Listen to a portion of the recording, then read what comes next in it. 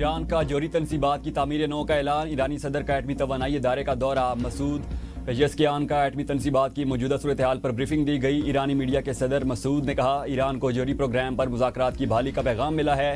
ایران جوہری ہتھیار حاصل کرنے کا خواہاں نہیں، تنصیبات اور کارخانوں کو تباہ کرنا ہمارے لیے کوئی مسئلہ نہیں پیدا کرے گا، ہمیں انہیں پہلے سے زیادہ مضبوطی کے ساتھ تعمیر کریں گے۔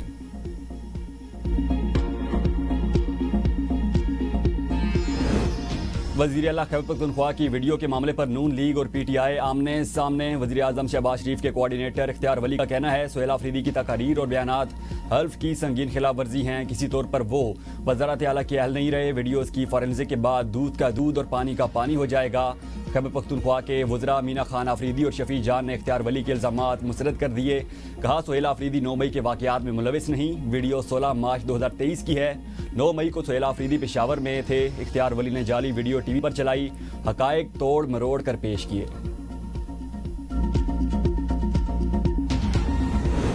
سیاسی درجہ حرارت کم کیے بغیر استحکام ممکن نہیں، سابق وفاقی وزیر فواد چودھری کی پروگرام ڈیبیٹ ایٹ 8 میں گفتگو۔ کہا، نارمل حالات کی بحالی کے لیے مصالحت اور ریلیف ہی واحد راستہ ہے۔ 9 مئی کے بعد تحریک انصاف کا تنظیمی ڈھانچہ ختم ہو گیا۔ شاہ محمود قریشی، اعجاز چودھری وغیرہ کو موقع ملنا چاہیے کہ وہ آگے آئیں۔ سیاسی رہنماؤں کا اتفاق ہے کہ انگیجمنٹ ہی واحد راستہ ہے، سیاسی کشیدگی کم کرنے کے لیے بات چیت ضروری ہے۔ فواد چودھری کے پاس کوئی مینڈیٹ نہیں، کیا بانی بھی درجہ حرارت کم کرنا چاہتے ہیں؟ فواد چودھری اور ان کے ساتھیوں کو پہلے بانی سے ملنا چاہیے۔ نون لیگی رہنما طارق فضل چودھری کہتے ہیں، بانی پی ٹی آئی کو حکومت نے قید میں نہیں رکھا، انہیں ریلیف عدالتوں سے ملنا ہے۔ سیاسی درجہ حرارت کم کرنا حکومت کے مفاد میں ہوتا ہے۔ وزیر اعظم نے دوبارہ سہیل آفریدی کو فون کیا۔ سیاست میں نظریے کے اختلاف ذاتی دشمنی نہیں ہوتی، کوئی بھی ایسی تجویز جو من لائے اس کا خیر مقدم کریں گے۔ وزیر اعلیٰ خیبر پختونخوا سہیل آفریدی نے بانی چیئرمین کی رہائی کو اولین ترجیح قرار دے دیا۔ کہا، کارکنان حوصلے بلند اور اپنی سرگرمیاں جاری رکھیں، ہم بہت جلد مشترکہ لائحہ عمل کے تحت بانی چیئرمین کو رہا کروائیں گے۔ وزیر اعلیٰ خیبر پختونخوا سے پی ٹی آئی سندھ کے کارکنان اور بانی رہائی تحریک کے کنوینر پر مشتمل کثیر رکنی وفد کی ملاقات۔ وزارت اعلیٰ کا منصب سنبھالنے پر مبارکباد دی۔ کہا، سہیل آفریدی کے وزیر اعلیٰ بننے سے کارکنان کے اندر ایک نئی امید جاگی ہے۔ وزیر اعلیٰ کا اظہار تشکر، جلد سندھ کا دورہ کرنے کا اندیا۔ تحریک انصاف کے مرکزی جنرل سیکرٹری سلمان اکرم راجہ کی پی کے ایل آئی اسپتال آمد۔ شاہ محمود قریشی کی قیادت کی ملاقات میں موجودہ سیاسی صورتحال پر بھی تبادلہ خیال کیا گیا۔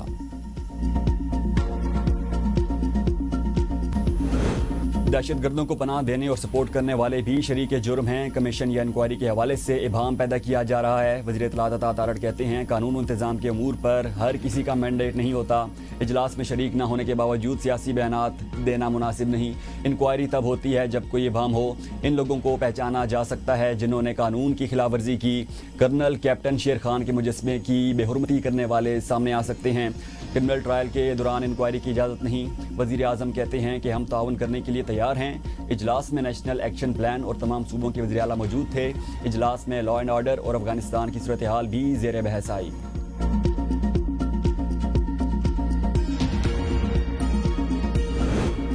امن خوشحالی کے لیے اے پی سی بلانا اچھی بات ہے۔ وزراء حلف برداری تقریب میں مجھے دعوت دی گئی، صوبے کے امن کے لیے مل کر کام کریں گے۔ گورنر خیبر پختونخوا فیصل کریم کنڈی کہتے ہیں، کابینہ وزراء جب حلف کے لیے آئے تو پارٹی قیادت بھی موجود تھی۔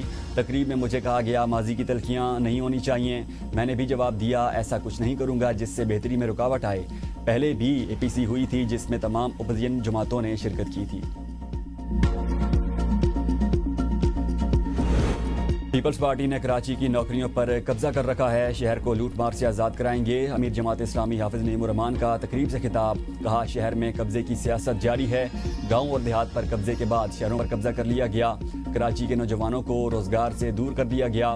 لاہور میں جو چلان 200 روپے کا ہے، سندھ میں 5000 روپے کا ہے۔ یہ کیا ڈرامہ ہے؟ سڑکیں ٹھیک نہیں اور مہنگے ای چلان کیے جا رہے ہیں۔ بلدیاتی انتخابات میں پیپلز پارٹی کی سیٹس میں من پسند حلقہ بندیوں کی وجہ اضافہ ہوا۔ پیپلز پارٹی نے دھاندلی کر کے اپنا میئر بنایا۔ پیپلز پارٹی نے ابھی تک ایک ٹاؤن کو اختیارات منتقل نہیں کیے، یہ نااہل اور کرپٹ لوگ ہیں۔